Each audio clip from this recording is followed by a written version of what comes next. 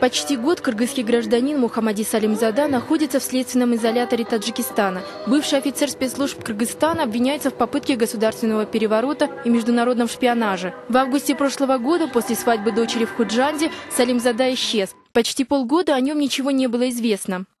В субботу он исчез, и в понедельник мы уже обратились в милицию и в другие органы об его исчезновении. И все нам давали письменные, устные, говорили, что нету такого человека, нам неизвестно.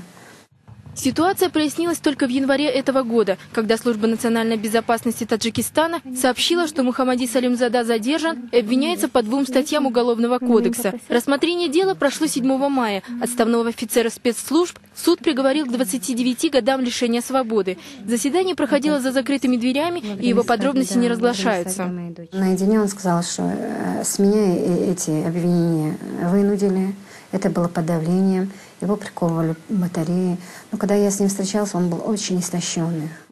Силовые структуры Кыргызстана заявляют, что полковник Салимзада у них не числится. На запрос посольства Кыргызстана в Душанбе ГКНБ Таджикистана отметила, что кыргызский гражданин обвиняется в шпионаже в пользу третьей страны. Какой именно, не уточняется. Тем не менее, по данным эксперта Александра Князева, Мухаммади Салимзада на момент задержания являлся действующим офицером национальной безопасности. На процессе звучали имена и других сотрудников спецслужб Кыргызстана. Чиновники с обеих сторон, они пытаются от этого уйти, но по сути мы имеем место с началом межгосударственного конфликта. Это не вопрос личной судьбы полковника Мухаммади Салимзада. Это вопрос двусторонних отношений. Если действующий официальный представитель спецслужб одной страны шпионит в другой, участвует в подготовке госпереворота, значит, в этом заинтересована Киргизия. И киргизская страна должна понять, в чем ее обвиняют не только полковника, обвиняют Киргизию. Теперь единственное, что можно сделать в этой ситуации – экстрадировать офицеров в Кыргызстан и здесь привлечь к уголовной ответственности. Однако, согласно законодательству, обвиняемые по статье «Шпионаж» экстрадиции не подлежат. Сейчас Генеральная прокуратура Кыргызстана намерена добиться пересмотрения дела по этой статье.